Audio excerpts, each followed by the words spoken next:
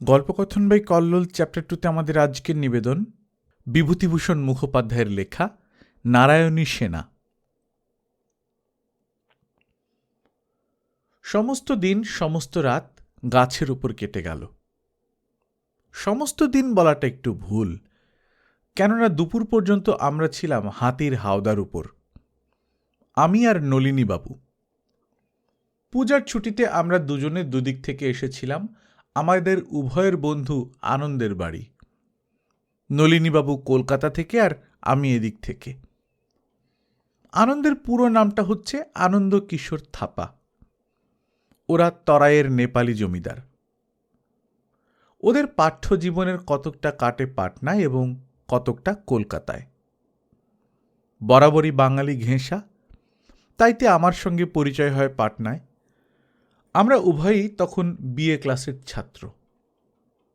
BA পাশ করে আর আমার কাছে বিদ্যাসাগরের দ্বিতীয় ভাগ শেষ করে আনন্দ কলকাতায় চলে গেল। সেখানে এমএ পড়ে 4 বছর।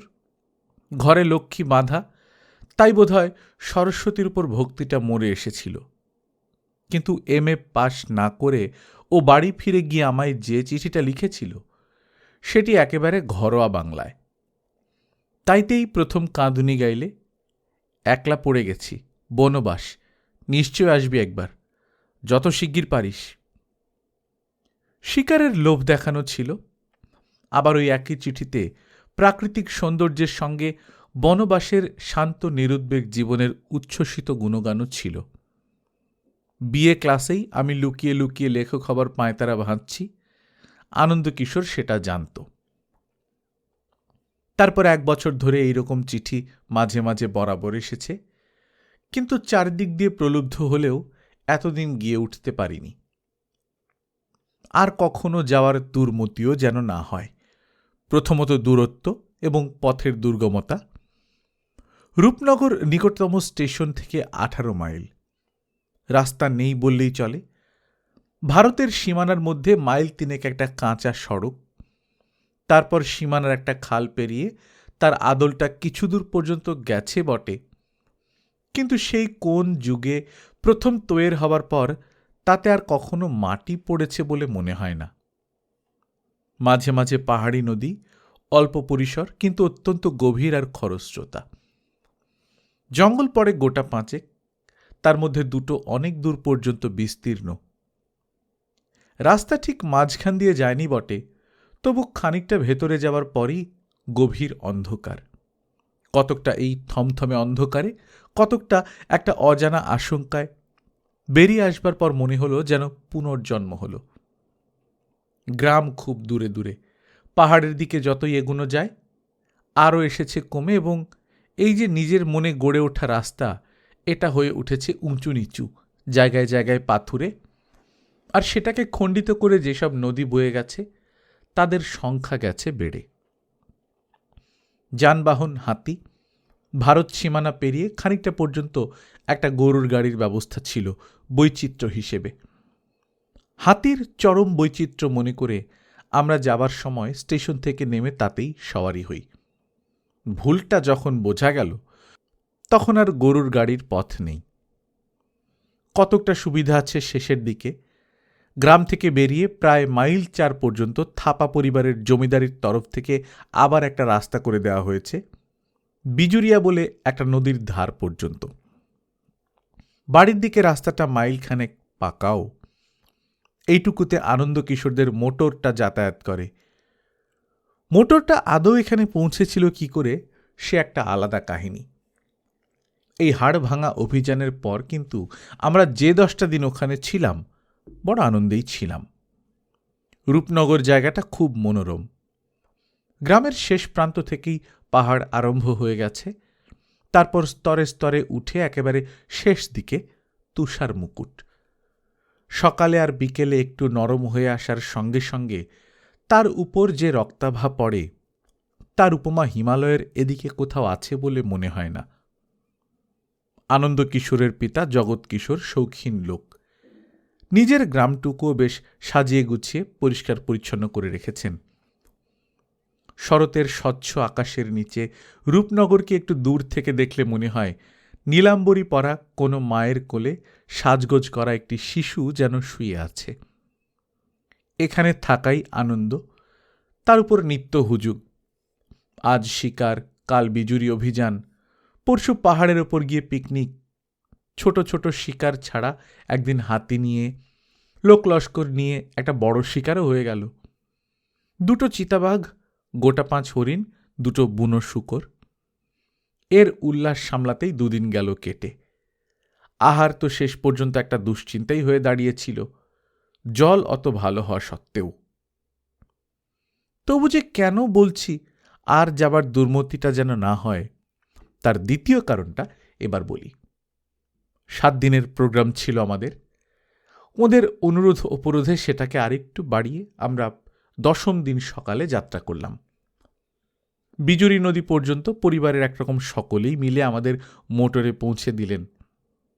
পর্দা নেই, আনন্দ কিশোরের স্ত্রী, ভগ্নী প্রভৃতি কয়েকজন মেয়ে ছেলে পর্যন্ত। নদীর মাঝখানটুকু নৌকায় পেরিয়ে আমরা এপারে এসে হাতির উপর চড়লাম। শেষ দৃশ্যটুকু যেমন অপূর্ব, তেমনি বিষাদময়।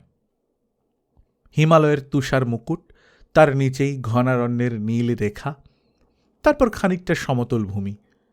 বিজরির উত্তর তটে আনন্দ কিশোরেরা দাঁড়িয়ে রয়েছে। গৌরকান্তি মেয়েদের রংচঙে পোশাক। আনন্দ কিশোর আর কয়েকজন রুমাল নেড়ে বিদায় জানাচ্ছে। নিচেই বিজুরির উপলাহত উচ্ছল জলস্রোত, আর সমস্তটুকুর উপর শরৎ প্রভাতের ঝলমলে রোদ। হাতিটা খানিকটা এগিয়ে এলে নলিনীবাবু বললেন, এবার ঘুরে বসুন শৈলেনবাবু, যা ছেড়ে আসতেই হবে তার দিকে এরকম করুণ দৃষ্টিতে চেয়ে থাকা বীর ধর্ম নয়। নলিনীবাবুর কথা বলা হয়নি। একটি জটিল চরিত্র, কিন্তু সাক্ষী হিসেবে চমৎকার। আমোদে গল্পপ্রবণ, যে অবস্থাতেই পড়ুন তার মধ্য থেকে রস বের করে সেটাকে উপভোগ্য করে নেবার ক্ষমতা আছে। মোটের ওপর নামে ধামে স্বভাবে একজন আদর্শ কলকাতার মানুষ। আসবার সময় উনি না থাকলে কি অবস্থা হতো, আর যাবার সময় যদি উনি না থাকতেন তো।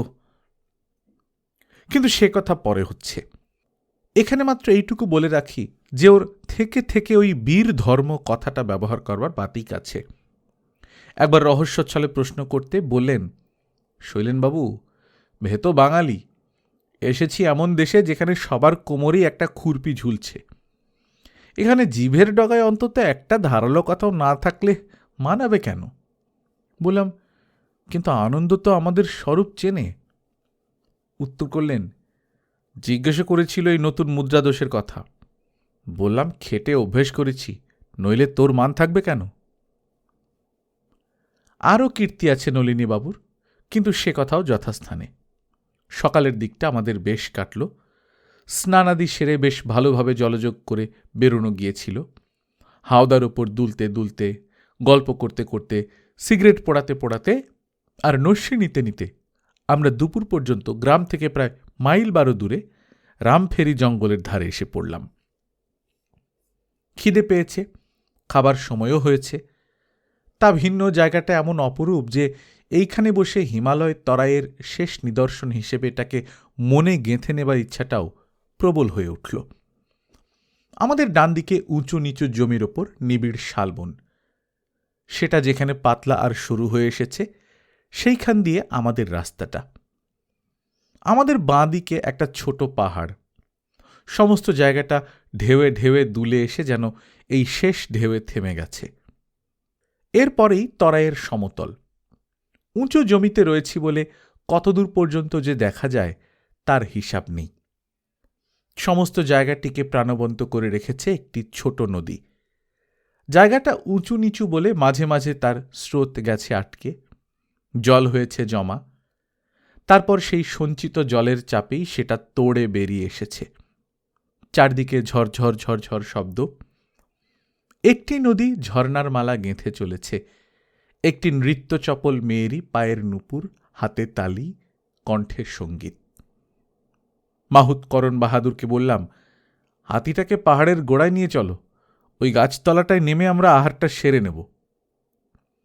ঠিক যে বললাম তা নয়, খানিকটা ইঙ্গিত, খানিকটা হিন্দি, আর এইখানে 10 দিনের চেষ্টায় ওদের ভাষার গোটাকতক শব্দ যে আয়ত্ত করেছিলাম তার মধ্য থেকে কিছু কিছু নিয়ে উদ্দেশ্যটা বুঝিয়ে দিলাম। বেশ বুঝল, কিন্তু না এগিয়ে খানিকটা ভাষায় আর খানিকটা ইঙ্গিতে জানিয়ে দিল যে সমতলে নেমে খানিকটা এগিয়ে ওর একটা ভালো জায়গা জানা আছে, সেখানেই যাচ্ছে। সাধারণত নেপালিদের মুখটাই হয় অত্যন্ত গম্ভীর আর ভাবলেশহীন। সেই জন্যেই আর তার বক্তব্যটা পুরোপুরি বুঝতে না পারার জন্যেও নিশ্চয়ই আমাদের মনে হলো লোকটা অযথাই জিদ করছে। তাই আমরাও গম্ভীর হয়ে গিয়ে ওকে আমাদের নির্দেশ পালন করতেই হুকুম দিলাম। এদের আরেকটা দোষ, চট করে চটে যায়।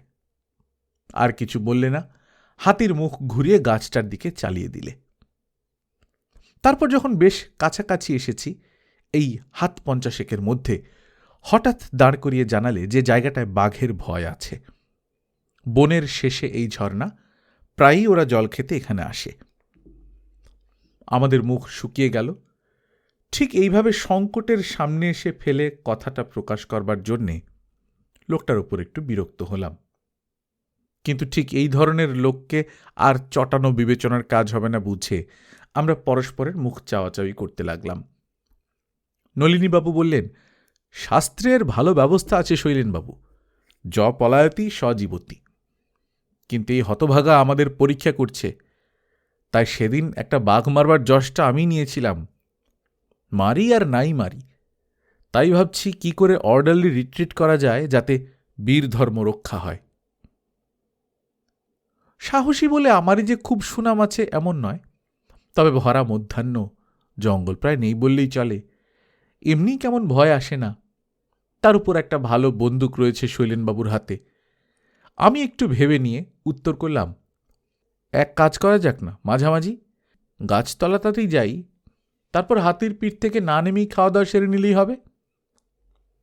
মনের কথাটাও বললাম। শেষ জল খাওয়াটা শুধুই ঝর্ণার জলে সারবার ইচ্ছে আছে নলিনীবাবু, নইলে আফসোস থেকে যাবে। নলিনীবাবু আমার মুখের পানে চোখ বড় বড় করে চেয়ে রইলেন। বললেন, বিদ্যাসাগর মহাশয়ের প্রথম ভাগ থেকে আরম্ভ করে ক্যান্টের ক্রিটিক অফ পিওর রিজন, এতগুলো বইয়ের মধ্যে আসল বই কথামালাটাই আপনার বাদ পড়ে গেছে শৈলেনবাবু। আমরা নিচে জল খাচ্ছি, আর ওপর থেকে বাঘ যদি বলে, ওরে অর্বাচীন, তুই আমার পান করিবার জল ঘোলা করিতেছিস কোন সাহসে? তখন হো হো করে হেসে উঠলাম। হলেও ভালো, বিপদের মুখেই হাসি। বীর ধর্ম ভালো করেই বজায় রইল। সঙ্গে সঙ্গেই করণ বাহাদুরকে ইশারা করলাম হাতিটাকে এগিয়ে দিতে। করণ বাহাদুর হাতির কানের গোড়ায় হাঁটু দুটো চেপে কিরকম একটা শব্দ করল সামনে যাবার। হাতি কিন্তু এগোলো না। 3-4 বার ওই রকম করবার পরও যখন অগ্রসর হল না, তখন কান থেকে অঙ্কুশটা খুলে নিয়ে মারলে উল্টো দিকে একটা বাড়ি। তারপর তাতেও নড়ে চড়ে না, দেখে দিলে খোঁচার দিকটা খানিকটা বসিয়ে। হাতিটা আর্তনাদ করে উঠল, কিন্তু নড়ল না। তারপরই ভঙ্গি গেল বদলে, সুঁড়টা চালাতে লাগলো, শরীরটাকে আস্তে আস্তে দোল দিতে লাগলো, একটা যেন কিরকম নতুন ধরনের ভাব। করণ বাহাদুর সামনে গলাটা বাড়িয়ে কি যেন পরীক্ষা করছিল। হঠাৎ হাতিটার সামনে হনহন করে এগোতে আরম্ভ করল। করণ বাহাদুর মাথাটা একবার ঘুরিয়ে বললে, হুজুর, কোষে হাওদা ধরে থাকুন। কেন রে? হাতি পাগল হয়েছে। বলতে বলতেই হাতিটা গাছের নিচে এসে পড়েছে। ধারেই একটা নিচু ডাল ছিল, হাওদায় লেগে মটাস করে গেল ভেঙে। আমরা হাওদার পাদানের কাছে ঝুঁকে পড়েছিলাম বলে বেঁচে গেলাম। সরু ডাল বলে হাওদাটাও নষ্ট হলো না, কিন্তু বেশ খানিকটা একপেশে হয়ে গেল। করণ বাহাদুর মার ছেড়ে আদর খোসামত ধরেছে। আমরা গাছের মাঝখানে একটা মোটা ডালের নিচে এসে পড়তেই বললে, এই ডালটা ধরে উঠে পড়ুন হুজুর, আর কোনো উপায় নেই, খেপেই উঠেছে। আমরা ইতস্তত করছি দেখে বাঁ হাতটা পেছন করে ক্রমাগতই তাগাদা করতে লাগলো, উঠে পড়ুন, উঠে পড়ুন, সঙ্গে সঙ্গে ওই ডাল ধরে ওপরের মোটা ডালটাই চলে যান, নইলে। আমরা আর বিলম্ব না করে ডালটা জড়িয়ে উঠে পড়লাম। সেই ডালটা থেকে একটা ফ্যাঁকড়া বেরিয়ে ওপরে বেশ একটা মোটা ডাল ঘেঁষে উঠে গেছে। সেইটে বেয়ে আমরা তার উপরে গিয়ে বসলাম। হাতিটা তখন একেবারে ক্ষেপে গেছে। প্রথম শরীরটাতে ঝাঁকানি দিয়ে হাওদা আর মাহুত দুটোকেই ঝেড়ে ফেলবার চেষ্টা করলে। হাওদাটা একেবারে পেটের কাছাকাছি নেমে এলো। করণ বাহাদুর কিন্তু ঝুঁকে পড়ে ওর কানের গোড়া দুটো ধরে চেপে পড়ে রইল। হাতিটা সুঁড়টা আছড়াচ্ছে ওকে ধরবার জন্যে, কিন্তু অল্প জায়গার মধ্যে এমন তালগোল পাকিয়ে পড়ে আছে যে ওকে স্পর্শ করতেই পারছে না ভালো করে। আমরা প্রায় উঠে পড়বার সঙ্গে সঙ্গে হাতিটা এই ডালটার তলা থেকে সরে গিয়েছিল। ঝেড়ে ফেলবার চেষ্টায় বিফল হয়ে আবার ফিরে এলো। তারপর আমরাও চেঁচিয়ে উঠেছি, তুমিও উঠে এসো করণ বাহাদুর। সেও ঘাটটা কি ভেবে একটু তুলেছে। এই সময় হাতির ডালটা সুঁড় দিয়ে জড়িয়ে ধরলে। বার ৩-৪ দুলিয়ে দুলিয়ে যেন দেখে নিলে কতটা শক্ত। তারপর একটা প্রচণ্ড নিনাদের সঙ্গে মড় মড় করে ডালটা ভেঙে ফেললে। নলিনীবাবু আমার মুখের পানে চেয়ে বললেন, শাস্ত্রবাক্যের মূল্য আছে শৈলেনবাবু। বললাম, ভাবছি করণ বাহাদুর উঠে এলো না কেন? বোধহয় শাস্ত্র অনভিজ্ঞ বলে আমাদেরই প্রথম চান্স নিতে দিলে। মূর্খের নানা দোষ তো। ডালের গোড়াটা তখনও গুঁড়ির সঙ্গে লেগে রয়েছে। হাতিটা সেইটা চেপে চেপে ধরতে লাগলো নিজের গায়ে, অর্থাৎ করণ বাহাদুরকে পিষে মারতে চায়। হাওদাটা দিতে লাগলো বাধা। পেট থেকে ঝুলে পড়ে খানিকটা বেরিয়ে এসেছে, আর সেই জন্যেই শরীরের সঙ্গে ডালটার একটা ব্যবধান থেকেই যাচ্ছে।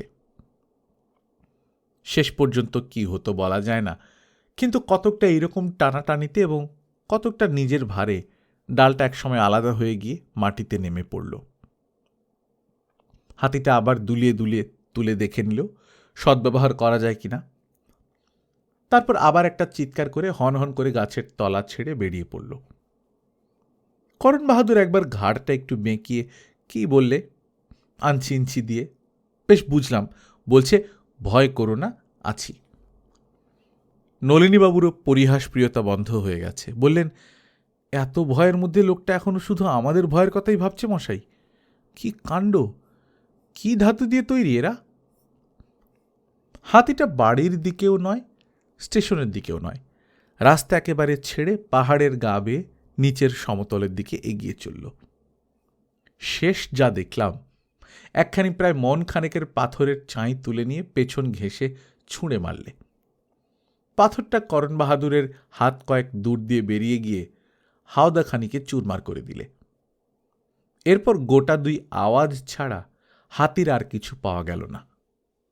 শেষটা মনে হলো মাইল 2 দূরে কোনখান থেকে যেন এলো। এবার চিন্তা হলো কি করা যায়। হাতির আওয়াজ অবশ্য পাওয়া যাচ্ছে না, কিন্তু যা দেখা গেল তারপর নামতে আর কারো সাহস হচ্ছে না। করণ বাহাদুর ভরসা দিয়ে গেল, কিন্তু সেও নিতান্ত অনিশ্চিত একটা ব্যাপার। হাতি যদি ঠান্ডা হয়ে যায়, তাকে শেষ করে না ফেলে, তবু ওই হাতিতে চড়ার আর কথাই উঠতে পারে না। এক যদি ওটাকে কোনো রকমের রূপনগরে চালিয়ে নিয়ে যেতে পারে, সেখান থেকে তারা তাড়াতাড়ি একটা ব্যবস্থা করবেনি। গাছেই বসে আছি। শরতের ছোটবেলা, দুপুর গড়িয়ে বিকেল এসে পড়ল। রোদ হয়ে উঠল হলদে। প্রচণ্ড খিদে পেয়েছে, কিন্তু উপায় কিছু নেই। যতই সময় যেতে লাগলো, আলোর সঙ্গে আশাও হয়ে আসতে লাগলো স্তিমিত। এই ভয়টাই মনে অধিকার বিস্তার করতে লাগলো, নিরম্ব উপবাস দিয়ে সমস্ত রাত্রিটা গাছের উপর কাটাতে হবে নাকি? একটা কোনো ব্যবস্থা করে নিতেই হবে যে। গাছটা চেনা গাছ নয়, কোনো ফলও নেই যে চেনা না হলেও পরীক্ষা করে দেখা যেত। গাছের নিচেও মাত্র লম্বা লম্বা ঘাস মত্ত হাতের দাপটে বিমর্দিত হয়ে রয়েছে। সম্বলের মধ্যে সিগারেটের টিন আর আমার নস্যির ডিবে। একসময় একটা সিগারেট টানতে টানতে নলিনীবাবু বললেন, এই অবস্থায় নিশ্চিন্তে হয়ে সিগারেট টানার মধ্যে একটা বীরভাব আছে বটে, কিন্তু তাতে চলবে না। সন্ধে প্রায় হয়েই এলো। একবার নেমে একটু সন্ধান নিতেই হবে। পাহাড়ে আতা থাকা খুব সম্ভব, তার কয়েকটা গাছও আছে, আমি দেখেছি আসতে আসতে। দাঁড়ান, হয়েছে, একটা জায়গা আমার মনে পড়েছে, পথের ধারেই, বেশি দূরও নয়। এই ডালটা বেশ মোটা, মাঝখান থেকে অনেক ছোট বড় ডাল বেরিয়ে যাওয়ায় পড়বারও ভয় নেই।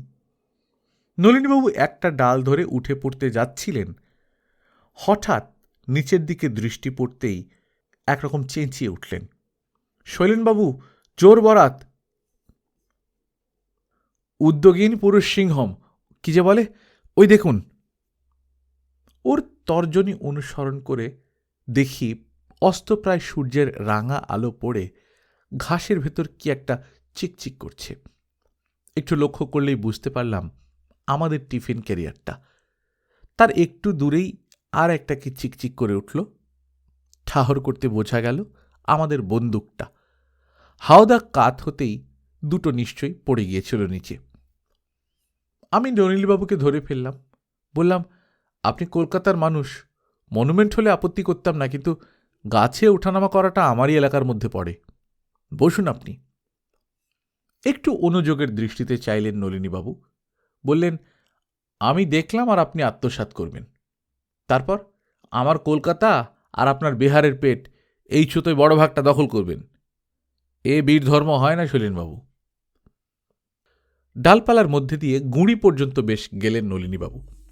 তারপরে নামতে যাবেন, কি যেন একটা দেখে থমকে গেলেন। তারপর যেভাবে অতি সন্তর্পণে পা ফেলে ফেলে এসে আবার বসলেন, আমি বিমূঢ় হয়েই জিজ্ঞেস করলাম, ব্যাপারখানা কি নলিনবাবু, ফিরেন যে? বেশ বোঝা গেল গলা শুকিয়ে গেছে। টিনটা আমার কাছে ছিল। বললেন, সিগারেট একটা। দু একটা টান দিয়ে বললেন, সর্বনাশ হয়েছে শৈলেনবাবু, আর ফিরে যেতে হবে না। সে কি? একটা চরম ভয় আর নিরাশার জন্যেই বোধ হয় নলিনীবাবুর স্বভাবসিদ্ধ কৌতুকপ্রিয়তা আবার ফিরে এসেছে। সিগারেটেও বোধহয় একটু কাজ হয়েছে। বললেন, পুরুষ সিংহ চিতার পাল্লায় পড়েছেন, সুন্দরী আবার সদ্য প্রসূতি। কোথায়? নলিনীবাবু নিচু হয়ে একদিকে চাইলেন। ওর দৃষ্টি অনুসরণ করে দেখি প্রায় 100 খানেক হাত দূরে একটা ছোট হাত তিনেক উঁচু টিলার উপর হামাগুড়ি দিয়ে একটা চিতা বসে মাঝে মাঝে লেজ আঁচড়াচ্ছে, আর দুটো বাচ্চা সেই লেজ নিয়ে নিজেদের মধ্যে কাড়াকাড়ি করছে।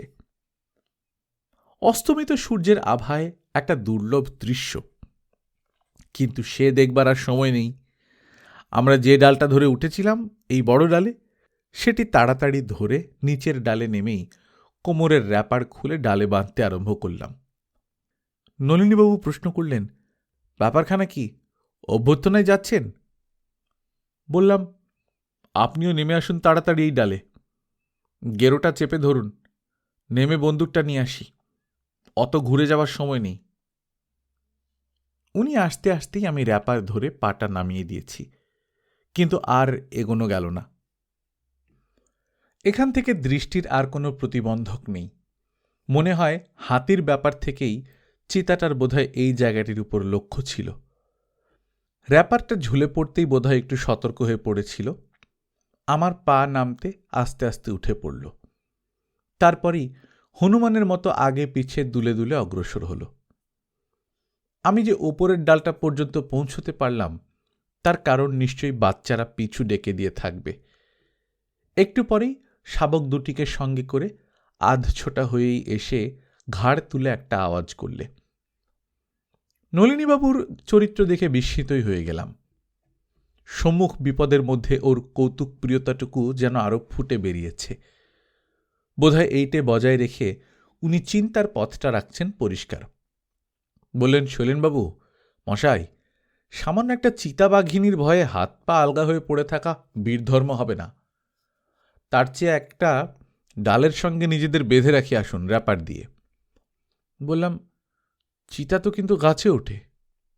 জানি, বাঁধা থাকলে আমাদের লড়বারও সুবিধা হবে। We shall fight with our back to the ডাল। নিন, এবার এই কটা হাত দিয়ে বেশ ভালো করে গুঁড়ো করুন দেখি। আপনার তো বেহারের খৈনি দলা হাত। টিনে গোটা 40 সিগারেট ছিল, অর্ধেকগুলো আমায় দিলেন। প্রশ্ন করলাম, এ কি হবে? বারুদ। আপনার নস্যির ডিবেটাও উজাড় করতে হতে কিছু নাও হতে পারে, তবে কোনো জিনিসে অবহেলার নয়। একেবারে সামনাসামনি এলে দুমুঠো ঝেড়ে দেব। চোখে নাকে যদি যায় তো দিতেও পারে কাজ। বেটি তো পণ্ডিত বংশের মেয়ে নয়, নস্যি নাও বরদাস্ত হতে পারে। নিচে থেকে একটা আওয়াজ হলো, একটু গা ঢাকা হলে বোধহয় বেশি খোলে। নলিনীবাবুর চাপা গলাতেই উত্তর করলেন, বেশ তো, তাহলে বসে বসে শাস্ত্র আলোচনা করা যাবে। আমরা বেরিয়েছিলাম ত্রয়োদশীর দিন, দিনটাও শুভ, আর অন্তত পূর্ণিমাটা বাড়িতে কাটাবো এরকম ইচ্ছা ছিল। সূর্য অস্ত যাবার সঙ্গে সঙ্গে চাঁদ হয়ে উঠল স্পষ্ট। সৌন্দর্যে ভীষণতায় অত অপরূপ পৃথিবীকে আর কখনো দেখিনি। আমার মনে হয় সৌন্দর্যকে পূর্ণতর করে বিকশিত করবার জন্যে তার পেছনে চাই একটা ট্র্যাজেডি। তাই হয়েছিল সে রাতে। আর তো তোমায় ছেড়েই যাচ্ছি হে মুগ্ধে ধরণী, হে চিরনবীনা পুরাতনী।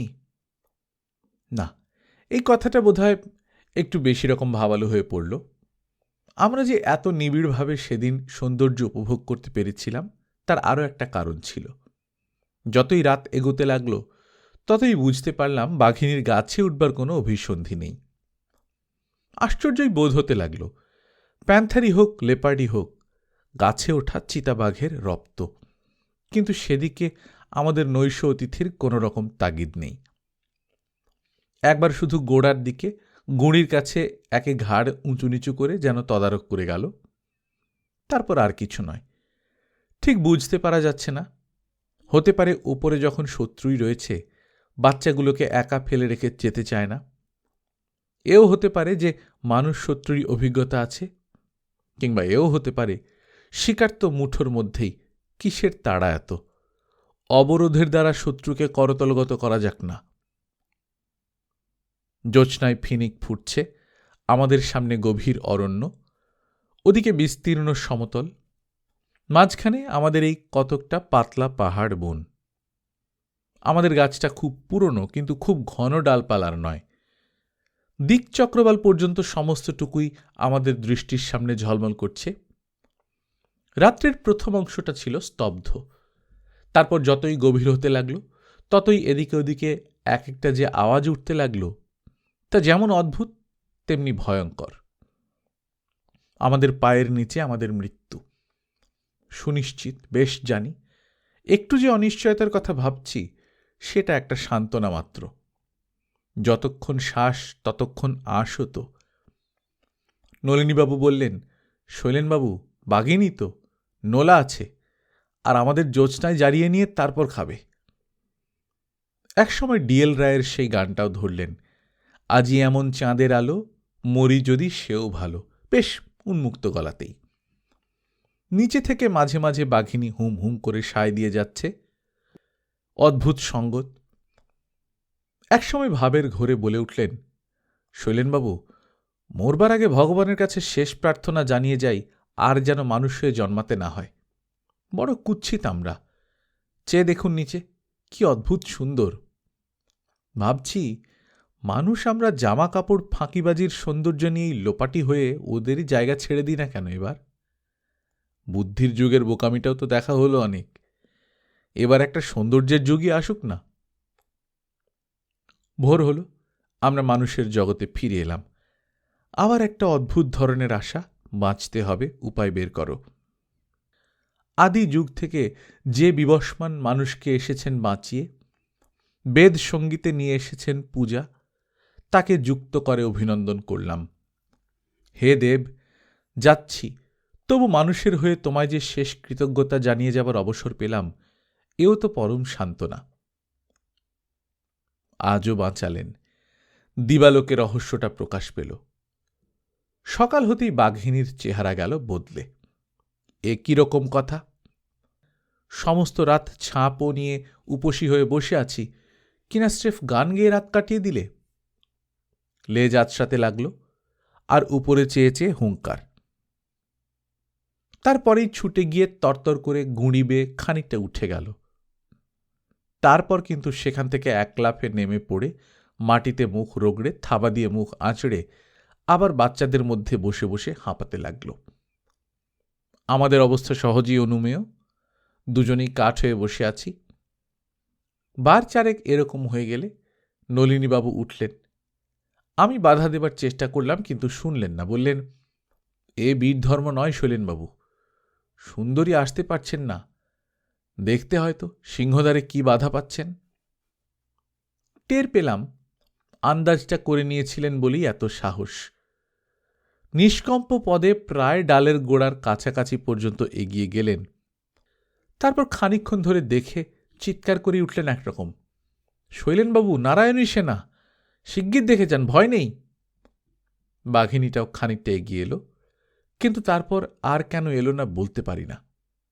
সেইখান থেকে একটা হুঙ্কার ছাড়লে নলিনীবাবু তাচ্ছিল্য ভরে বললেন, থাম মাগি, বোঝা গেছে মুরদ।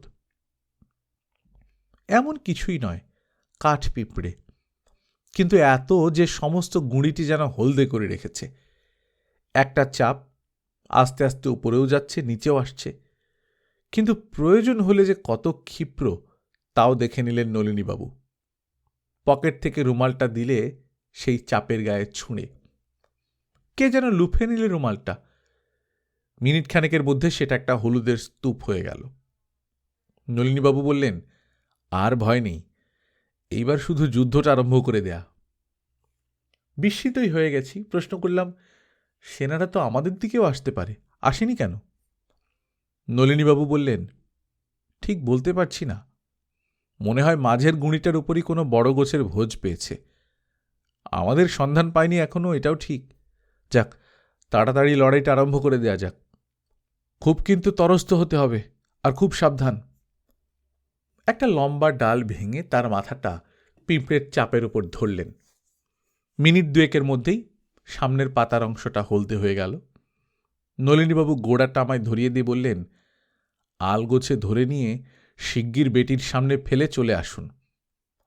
সঙ্গে সঙ্গেই আরেকটা ডাল ভেঙে নিলেন। বাঘিনী ঝাঁপিয়ে পড়ল ডালটার উপর। কে জানে, বোধহয় আমাদেরই একজন পড়লে ভাবলে।